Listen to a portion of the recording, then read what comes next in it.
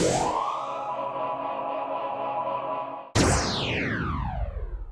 reproduction of this content is not allowed without the express written consent of EBH Fitness, LLC.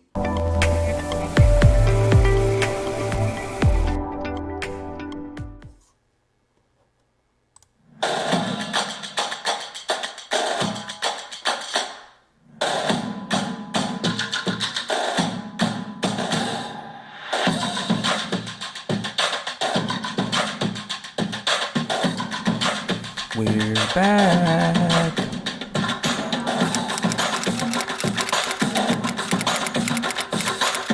Well, folks, don't adjust your TV set. Yeah, there's 3 of us here. So we're rebooting Borderland Sports Report. My co-host is Rob Clark from Performance Sports Academy. Coach Clark, welcome here for joining me here and helping us take this to the next level. We are joined by a special guest, Mr. LJ Martin from Canutillo Football. LJ, welcome to the show. Thank you for joining us. Thank you for having me. Definitely, definitely. So let's just jump right into it. We wanted to sit down here and really, me and Rob always having this discussion about, everybody saying that the Borderland is not on the map, got to put El Paso on the map. And the reality is we're on the map. You're on the map. I'm telling you, one of the things that we're just telling LJ that I can't stand to hear that we're not on the map.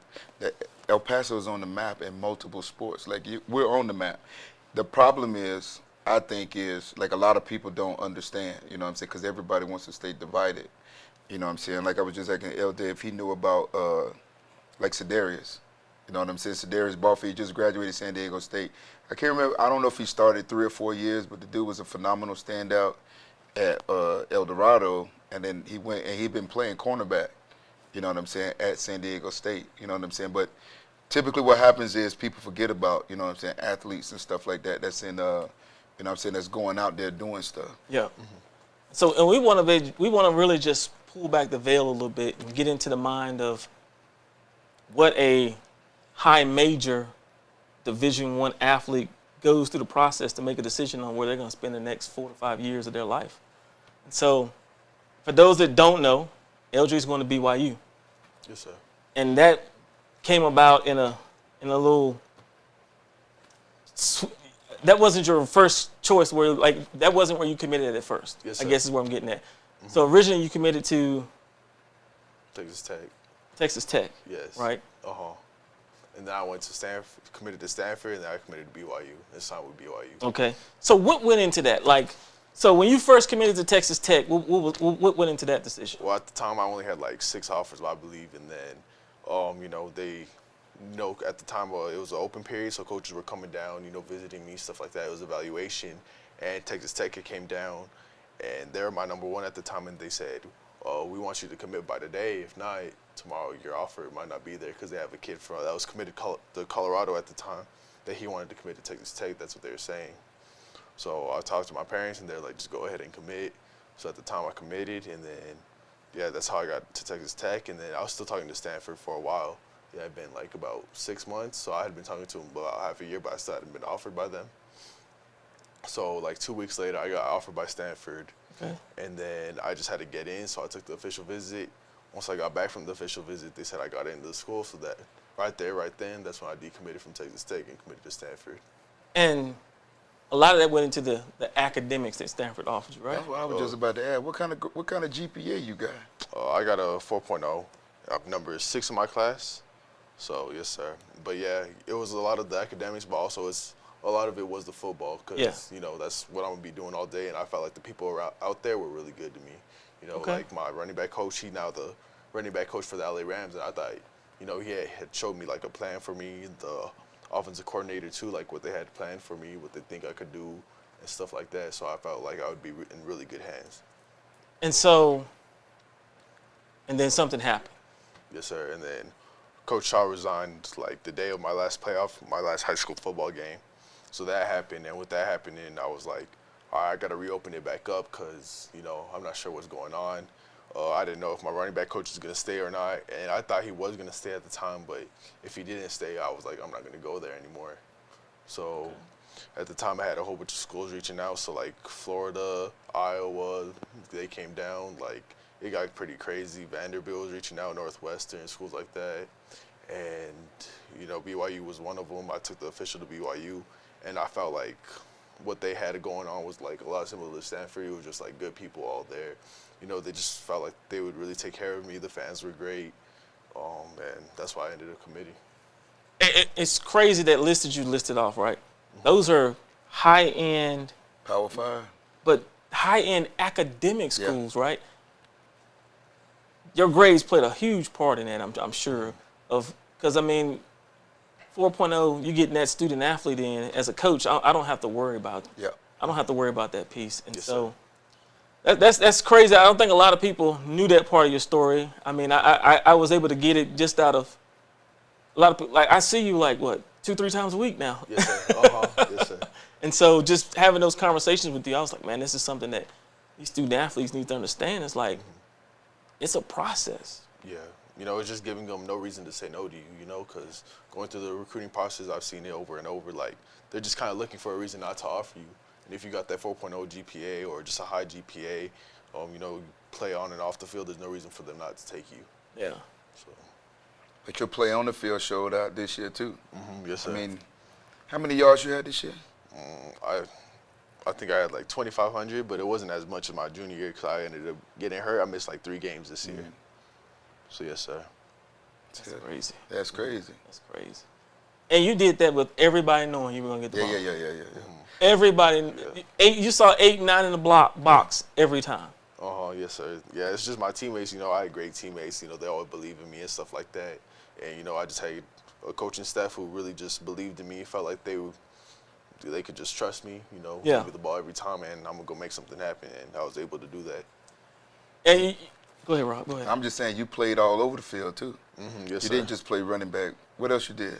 I played receiver, quarterback, DB, linebacker, It's just, I know for me growing up, I was always just an athlete, so I was like, I want to play no matter what, it don't Put matter. Me on the field. Mm-hmm. Yes, sir. And then that's just another thing for college coaches that they look at, because, say they're recruiting you, right? So actually at Stanford, I got offered as a linebacker before I was offered as a running back, right? So I was offered as both, and I was like, I'll go do both because, I felt at Stanford they had the linebacker coach who was also a coach for the Cleveland Browns for a little bit, and if he sees something in me, then I could obviously play your linebacker, right? So I was like, let me just go over there, give myself the opportunity to be great because my dream is to play in the NFL. So if he was the NFL coach and he thinks I could do it, then obviously I can. Yeah. Mm-hmm. That's one of the things, though, when I'm talking to athletes and stuff, I really talk about playing multiple positions, playing multiple sports. You know what I'm saying? Yeah, you can specialize and you can go work this, but be an athlete, especially in high school. Mm-hmm. High school and below, you know what I'm saying? I'm locked into one position. This is all I can do. You know what I'm saying? Can I do multiple things? Because that's what I saw when y'all was in the playoff game. I saw them trying to do different stuff, putting your kick return. Yes, you know what I'm saying? Trying to put you in positions. Because good coaches know I'm trying to put my best players in position, you know what I'm saying, to make something happen. That's at any level. That's what we're trying to do. But that's good. I like that. Yes, sir. That's crazy. And so I always bring this up. A lot of people don't realize you play basketball. Yes, sir. And going into this year, you were the leading rebounder returning here in the area. Mm-hmm. How much did basketball help you on the football field? It helped me a lot. So up until I would say my sophomore year. So after my sophomore year, actually, I didn't work on football at all. All of my basketball skills were translated from football skills were translated from basketball, because playing defense is lateral quickness, stuff like that. Trying to get by your defenders, just angles. So I just took all that from the basketball court and was able to apply it to football somehow, and ended up working pretty well for me. Wow, that's what's up. It's I've always admired this one aspect about you that a lot of people don't talk about, how humble you are. Thank you. From the first time I met you as an 8th grader to now, it's always yes, sir, no, sir. Mm-hmm. You've never acted like a lot of star athletes act. You've never had the big head. Mm-hmm. And I think that's going to serve you well because, you got to start over again, right? Yes, sir. Mm-hmm. And so just being able to do that, I think it's a huge kudos to your parents for investing that time in you and instilling that. And I know your dad had a big part in where you are today, and he played a major role in that. And so, I mean, I think that's huge that they've done that and poured that into you. Yes, sir. 'Cause, I mean, a lot of your peers won't sit down on this couch with us, man, you know? Yeah, it's just being a man of faith. So God could take it away from you at any moment, but also He's giving me the ability. So just giving it back to people like you. I enjoy spending my time with at work. Yeah. So I talk to you all the time. So I'm like, why not come do this? You're a good dude, so no reason not to. Yeah. And stuff like that. So yes, sir.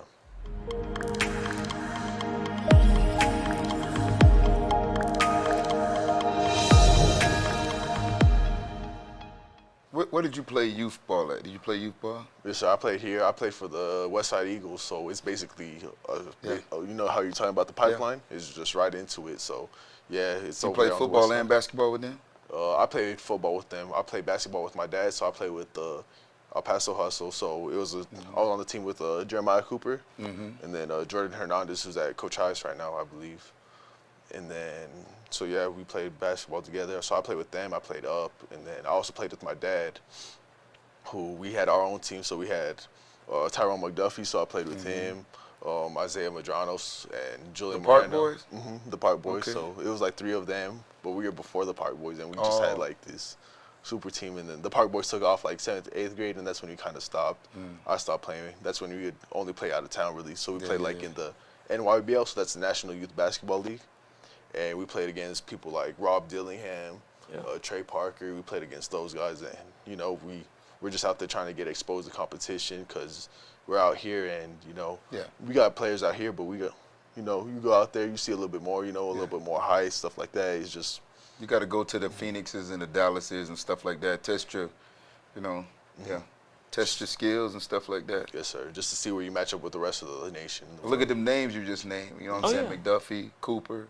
You know what I'm saying? Football guys who played basketball. You know what I'm saying? Should McDuffie do it all? You know what I'm saying? I watched.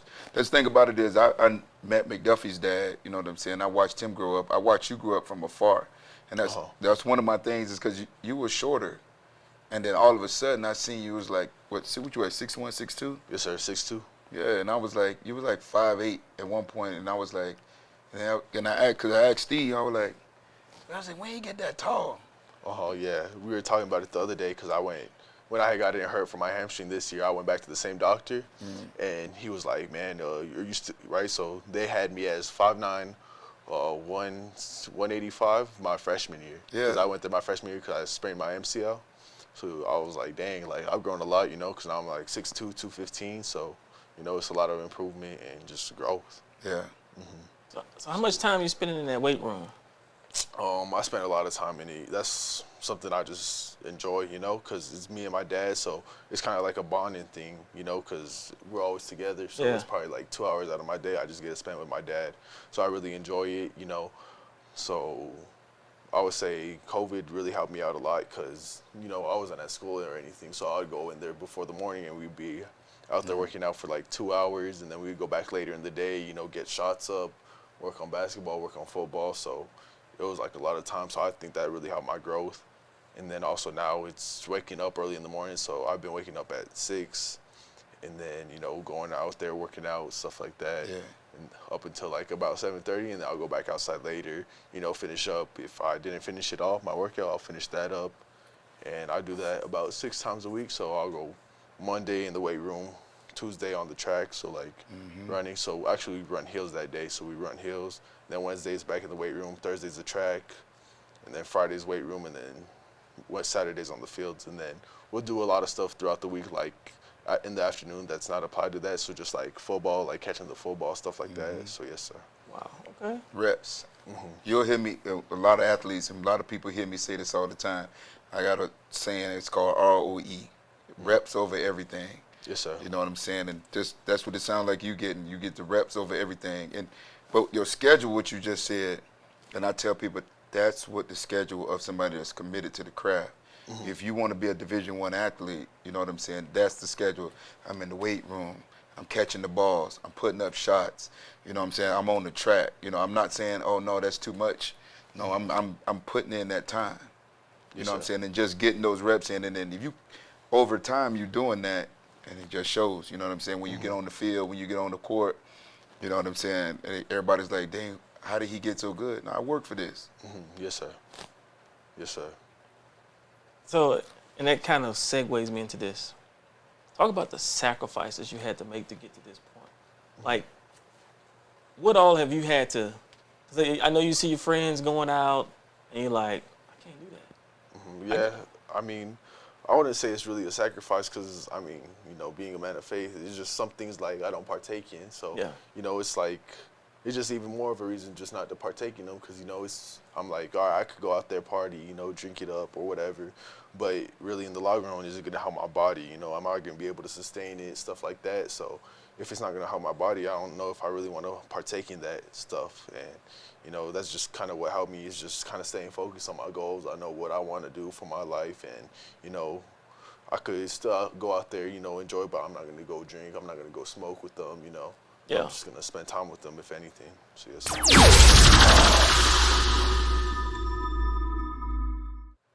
I see the young men you hang around with. You guys really enjoy each other's company. Like, how's that transition going to be, leaving, going off to BYU, and having to? I mean, you guys are going to still have a bond because I have no doubt that, I mean, the relationship y'all have is going to carry over. But just like, now you almost got to go out there and kind of make it on your own almost because you guys are going to the wins. And so have you thought about that at all? I've thought about it a little bit because, just, even from the school football standpoint, because we all play school football, Yeah. right? Except Gio and Kiki, I believe. But, so we're all together. So, like, just playing football is going to be different because I'm not going to have my boys back there, After I score, I'm not going to be able to celebrate them, which will be a little bit weird, or guys that I grew up with playing. But, it's just going to be another time just to go out there, have fun, I'll make new friends and stuff like that. And then on top of that, I'll be able to come back home, probably like, twice a year. But, when I do come home, I'll be out there, talking to them, hanging out with them, Yeah. They'll be texting me, say I score my first touchdown. I'm sure I'll get a call from them, stuff like that. So it's going to be awesome. And, yeah, I'm just really excited to be out there and just make new things happen. Oh, yeah. I know for me, my best friend from childhood went and played at VMI. So I was at NC State. And so the first game that he played at North Carolina was against Wake Forest. So Tim Duncan's freshman year, Randolph Childress is a senior, and Tony Rutledge is a freshman, right? And so we go to see him play. And, I mean, just to see him on that floor competing at that level, and it's like, man, he made I know you said it on sacrifice, but I'm like, I see where all the hard work and everything got him to where he wanted to be at, and it's like, you're proud as a friend, and you want to see him succeed. And I know that those guys are gonna be the same way with you, man. It's gonna be crazy. I told you, it's like the first time you play close by, they'll all be there. Yeah. They'll all be there. Yes, sir. For sure. For sure. Any other ones at the school going off to play college ball? I know there's two. So we have a lineman. He's going to go play D2 at New Mexico Highland, I believe. Okay. And then, so he's going to sign actually Tuesday. And then we got another one. He's the linebacker. His name is Canutillo. And he's a baller. Number 8, he's going to Sol Ross. And I think Sol Ross is now moving up to D2, right? Yeah. I think Shout in a out to year New or Mexico so. Highlands, man. They recruiting hard in El Paso, and it's a D2 school. So, and that's good. They're giving a lot of our kids the opportunity to go out there and Definitely. showcase their talents. There's a lot of schools that, I mean, I laugh sometimes because I'm like, people say, oh, why am I going to fly over Dallas and Houston and San Antonio to come to El Paso to recruit? I'm like, but you guys are missing some talent. Yeah. There's talent here, and that's why we're doing what we're doing, because, like, dude, there's talent. Yes, sir. There's definitely talent, but I think you just got to stick out here, and you got to really put work in and stuff like that. Because at the same time, you go to Dallas, but also Austin's like 2 hours away. Like all those cities, they're like right there, right next to each other, and that's something I never noticed. Where El Paso is so far out the way, where we're 4 hours from Lubbock. I mean, 6 hours from Lubbock, like 9 hours from Dallas. So, I mean, they don't want to make their job hard trying to take it. So, you're trying to do everything you can to make it possible. So, it's not necessarily that these Dallas guys are better than us or stuff like that. It's just it's easier to access, and you got to make sure when you come down here and you're playing, you're doing everything you can to get recruited and stuff like that, because you want to make sure that you make the trip worth it. How do you think you got on the radar for so many schools? How I got on the radar was so you remember KJ Cooper? He was the quarterback at Pebble Hills, but he got me on the set. Yeah. Kenneth, yeah. Went to move to Chandler. Yes, sir. Yeah, he was a 7-on-7 quarterback for True Buzz West Coast. So they were on the battle circuit and stuff like that. So he got me on that. And, I was out there playing, and the coach was like, hey, like, you're not too bad for, like, a sophomore, at the time. And then he was like, you could do some things, try to hit some camps. And then I told him, yeah, I want to go, like, because I talked to him. My mom was like, yeah, I wanted to go to Stanford because that was her dream school for me at the time and stuff like that. So, and then the coach was like, Stanford? He's like, I don't know, because it looked like he got some work to do. So we ended up, it's a funny story because, right, so we tell him that. So he's like, I think you guys got some work to do. So we had been working all that time. I was playing basketball still at the time. And then right then, that's when I quit, right before we went on all those camps. So then I went to, where did I go? I went to UTSA for a camp. So it started at SMU and Texas State actually, right? So we went to Texas State for a camp and I didn't do so well. So my dad got on me, talked to me a little bit. So the next day at SMU, I ended up doing really well. Like I ran the 40, stuff like that. A coach comes up to me, he's wearing the OU hat, wonder who it is. It's DeMarco Murray, right? Running back coach for OU. So I'm talking to him and he's following me throughout the camp and it's just like, I went from the day before never talking to a coach and haven't talked to a coach to talking to the running back coach from OU. Like, that's crazy, So it was just that, going to camps, stuff like that. And I think really you just got to go out there, compete, and make a name for yourself because, nothing's going to be given. Right. I feel like people sometimes they don't respect the competition down here in El Paso, which, we got some competition. I think it's just the same as Dallas and stuff like that. Maybe out there in Dallas, they have more maybe the gap's not as big, but they got more numbers. Yes. Dallas got like 3 million people. We got like 1 million people on any given day. Yes, sir. So yeah, like I don't even think it's the talent gap. It's just that's just what they're used to. You go out there, that's what you recruit. So you're from the area also, so you think, okay, they could play. And just talking to my dad's friends, like he has a coach that coaches out there. He's like, it's not that we're better than y'all. It's just people are from here and that's what they believe in. It's like, oh, we're from Dallas. Like we can go out there, beat El Paso, and stuff like that. And then you see it recently. Teams have been having playoff success. Like who was it? Eastwood, I think it was. There was another 6A. Pebble Hills. It was them. Riverside 2 years ago. So you go out. You're starting to see it. It's like we all got it right there, and we're just able to compete with them just like they are.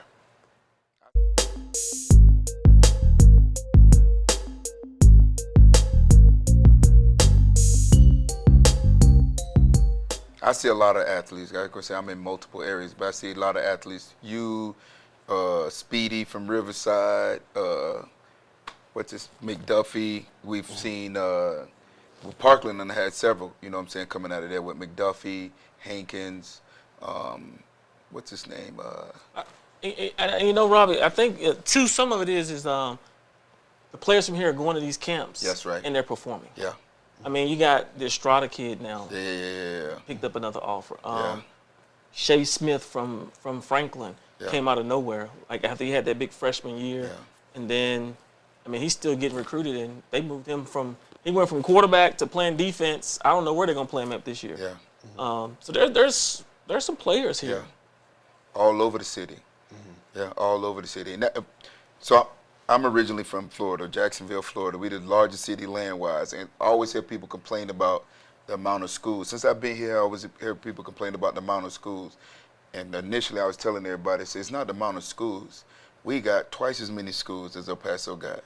But when you focus on the foundation of the fundamentals of what you're doing, and once you start doing that, and that's why I see certain kids that have come up in programs like you, that number one, that's got fathers like you have, mothers like you got, that's allowing you to play multiple sports. You coming up with a youth football program that's feeding into the same high school. And so now these kids are playing together at the youth level. You know what I'm saying? Now we're playing together in high school. If you look at the teams that traditionally do well in the playoffs, it's the kids who we know each other. You know what I'm saying? These are my brothers. I'm going to war, You know what I'm saying, with my brothers. Plus, we've been growing up together. Then we've been putting in this work and doing everything. You know what I'm saying? You see it, the benefit. Yes, sir. But I see it across the city, different programs, people doing the right thing, you know, and stuff like that. And I say shout out to the coaches that are doing the right thing. There are some people also out there that are trying to, you know, get rich quick on kids Oh yeah, and stuff like that. there's some Yeah. folk out there trying to make a living off of youth sports yeah, for yeah. sure. Yeah. But you know, you can get called out. Yeah. Yeah. You can get called out now. But yeah, it's definitely for me. I mean, it's just like there's talent here in all the sports. I mean, for the longest, everybody said, "Oh, it was soccer, baseball, volleyball," right? Yeah. But I mean, you got football for sure. On the girls' side, man, it's starting to really, Oh, yeah. starting to really make a big turnaround on the girls' side, and so I'm just excited about what's coming, man. Yep. I really am, and I think that it was 4 years ago when we put out the first magazine, right? And I think in that magazine was yourself, McDuffie, Chris Davis, and I mean for the most part we didn't miss on that, right? And now that I think that has snowballed into, then you got the Gael Ochoas, you got what's that kid from man, I feel bad now, I can't remember the kid's name. What school? From Bel Air, the quarterback from Bel Air. Is it Marino? Oh no, gosh. And so that kid went to it. I can't remember his name off the top of my head. I'll be following all y'all, man. Once they come through, whether I work with them or not, seeing them. So anyway, he went to I think an NAIA school, and broke Parsons. Parsons, that's Parsons. it. Dude broke the school record in his first year. Had like 700 and something yards in one game passing. Well, he broke the Crazy. NAIA single season record as Yeah. a freshman. Yeah. At that. So I mean, you have like, you got who's it, DJ Crest now. Yeah. That's his from Parkland. Parkland. Crest. You got Chris Davis from Bel Air. You got like every school has Yeah. one or two that at some point will make a breakthrough. Will end up either Division I or Division II school. I mean, you guys yourselves, like, I always call Canutillo Running Back U. Because y'all keep a stable of running backs over there. Yes, sir. I mean, even your predecessor put up, 1,200 yards in back-to-back seasons or something like that? Yes, sir. And was nowhere near the dynamic athlete that you turned out to be. Even his predecessor put up yards. And so there's a lot of talent from down here. And I think what we're trying to do is just shed light on it. Definitely shed light on it.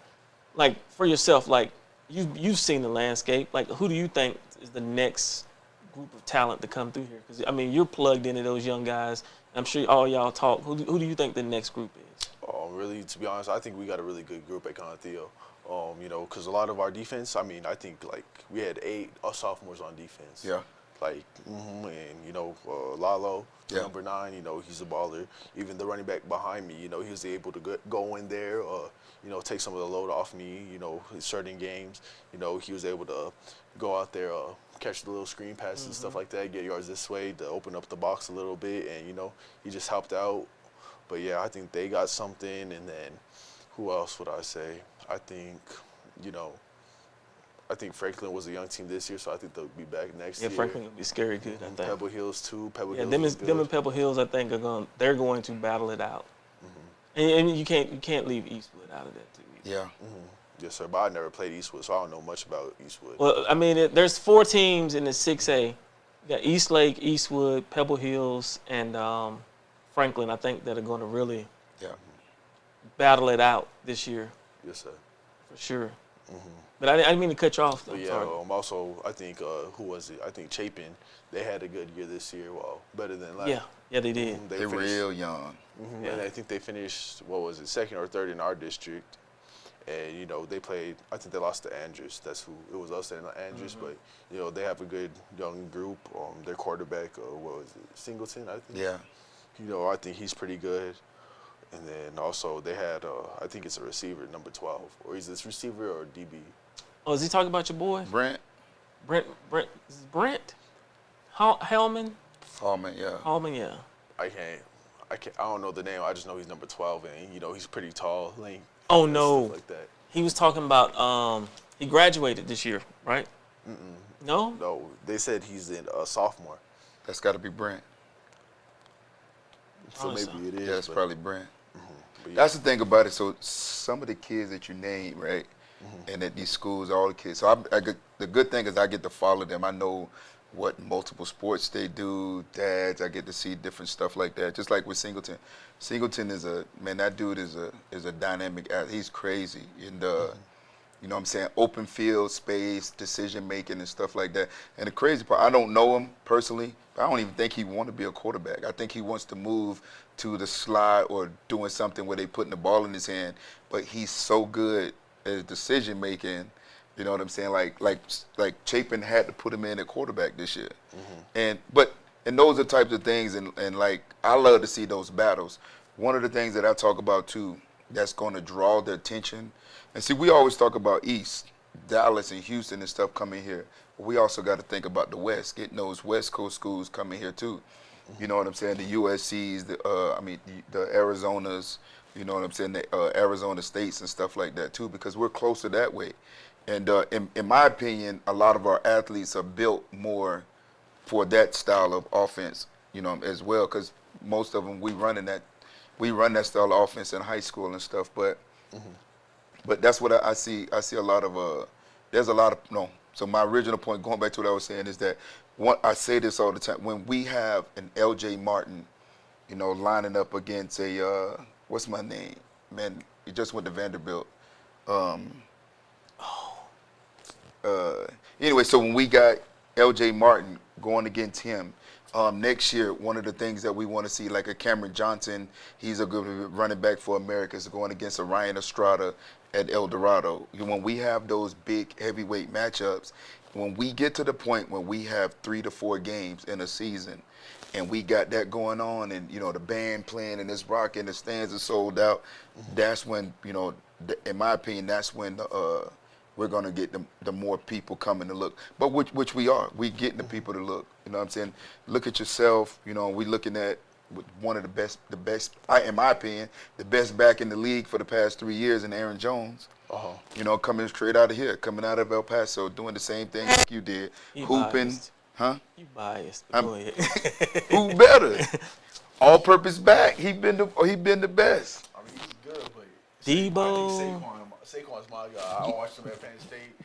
He got to finish the season. Debo. Aaron Jones, man, finished. Aaron Jones, all-purpose back, durability, everything. He been there, man. Jones is a baller. That's what I look We're at. not taking that from him, but Yeah, He's Debo. a baller, but Yeah. man, McCaffrey. I've been a Saquon guy for like a while. once again, can they finish the season? Aaron I got Jones you. finished the He- season. he- Aaron Jones, McCaffrey. Now my boy from home, you know what I'm saying, from Yulee County, and Derrick Henry, you know what I'm saying, like he carries the load, but then he was on a team where, you know what I'm saying, you can't do that in the NFL when you just know the running back gonna get the ball, because you got NFL caliber linebacker. You could do that in high school. You can even do it, get away a little bit in college, but you can't do that in the NFL. You can't line up and we know we got this on lock and he getting the ball. Linebacker's gonna tee off on that. You're not gonna make it very far in the playoffs. But that's my thing. Aaron Jones is the man, dog. But I'm just like El Paso, we got the athletes. You know what I'm saying? I love to see it. But like I said, when we get week to week and we get them ballers, you know what I'm saying, stepping up, that's it.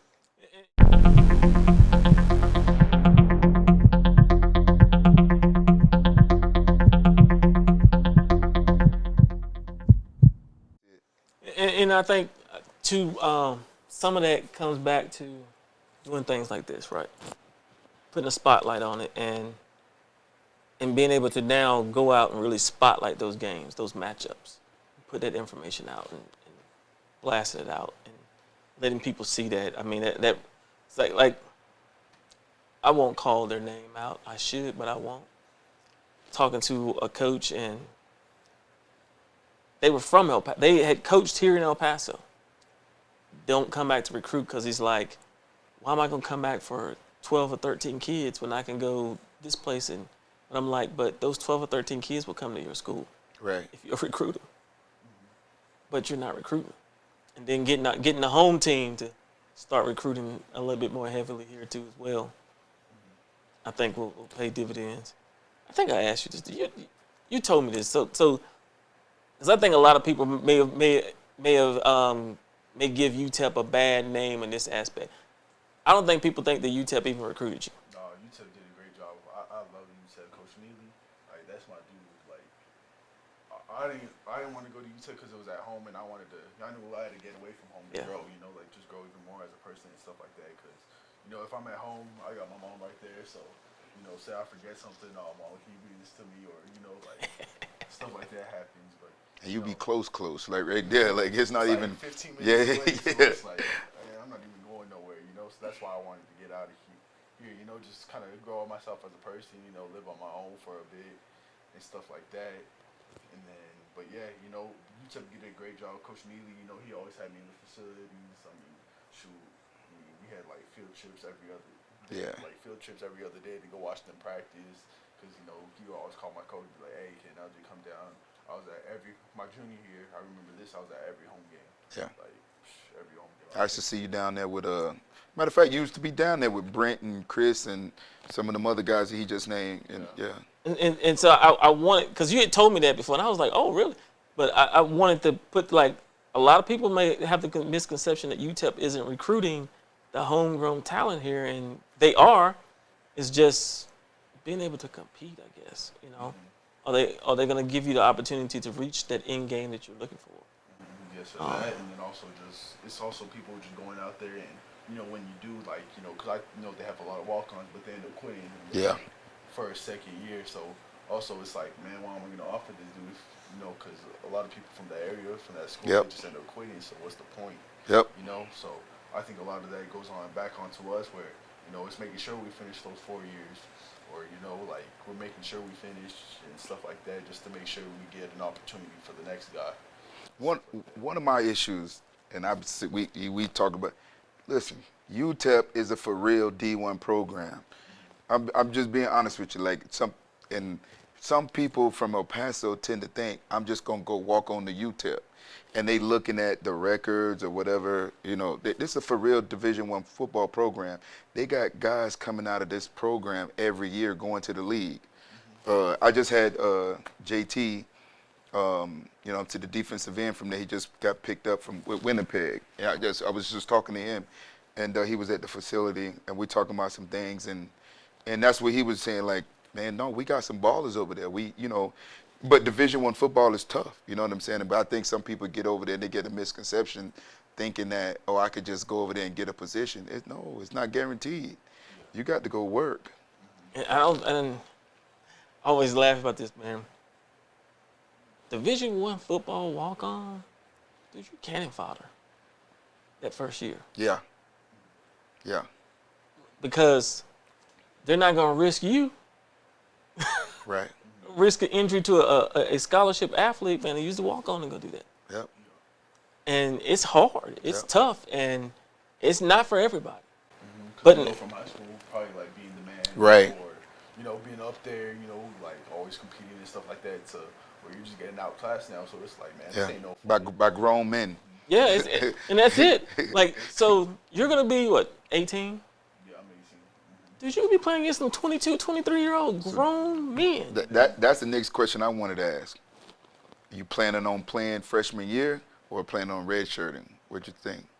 Me, I'm planning on playing, but you know, it's because the running back coach there, Coach Harvey, so he played in the NFL. You know, he knows a lot of stuff, the ins and outs. He went to BYU, you know, made it to the NFL out of there, coached in the NFL. So, you know, I feel like I'm in good hands. He's gonna, you know, I'm gonna let them decide, you know, if I should redshirt or not. Because if I'm seeing snaps and seeing a good amount, I feel like I can come in there, contribute, and if I'm not contributing like I should be, then you know, I'll go ahead and take the redshirt. You know, it's just you get 4 games now, so that's the good thing. You get to go fill it out for 4 games. I think a lot of it just, you know, putting your pride aside, you know, just listening to your coach, knowing what they have for you. Because, I mean, I've never done it. You know, I know a lot of people have never done it, but, you know, he's someone that's done it. So whatever he sees best for me, I feel like I'm being in good hands and he's going to go ahead and do it for me. like he was telling me the story about Tyler Algier, because he's from BYU, the running back for the Falcons. He was telling me how he was a walk-on, and Coach Harvey actually brought him over from the defensive side. He was a running back, and then he went to go play linebacker. And then when Coach Harvey took over, he wanted him at running back, and now he's in the NFL, 1,000-yard rusher. Crazy. Like that. So yeah, I feel like I'm in good hands, and whatever he says, he's gonna do it to help me, and I think it'll just be help.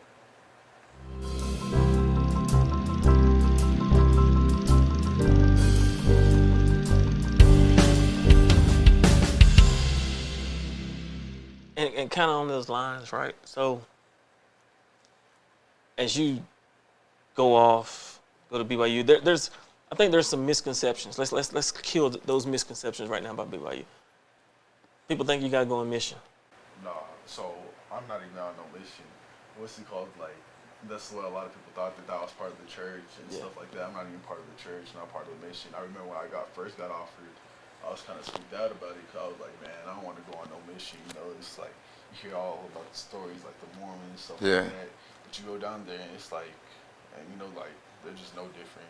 Just regular people. They're just more faith-based. Yeah. The fans are great. The fans are crazy, but like, I mean, they're gonna, they're gonna remember what they said. So, like, I don't feel like they'll, like other fan bases, they'll be like hyping you up, but at the same time, you don't do well, they'll take you down. Where these people, I feel like they really truly take care of you, stuff like that. Because they're also people of God. So I think that's why I also wanted to go there and stuff like that. What the facilities look like? Well, the facilities are amazing. So I went in there, and they were like super nice. So they have a 3-story building just for football. So yeah, right. And then when I was down there, they're like, "Oh yeah, but we gotta tear all this down, because since we're moving to Big 12 next year, and we gotta make it like twice as big." Yeah, right. So I'm like, man, this is Big 12 too. Ooh. So I'm like, this is already huge, just as big as like the other ones, but you gotta tear it down, make it nicer. Like, man, that's crazy. So yeah. That's what's up. That's what's up. The facilities are amazing. They got an indoor that's like huge, just for football too. Yeah. They got a whole bunch of stuff that's just for football. Like, it's crazy. They really love it over there. That's crazy. That's good. That is good. You got anything else, Rob? I think that's it. You know what I'm saying? I captured on, his multiple sports, the training aspect. I love to hear that, because I'm a training guy. I'm a work guy. I'm a consistency. Get up every day and grinding it out. You know what I'm saying? Doing type of stuff like that. And I just love to hear that.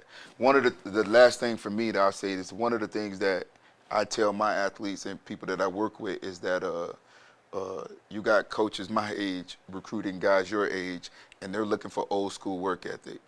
You know what I'm saying? They're looking for, kids who are willing to get up, put the work in, be coachable, you know what I'm saying, and do that type of stuff. You know what I'm saying? If you're not willing to work, nobody's going to want to deal with you. That's just the nature of the beast. You got anything you want to say in closing, man? Nothing much. Just thank you for having me.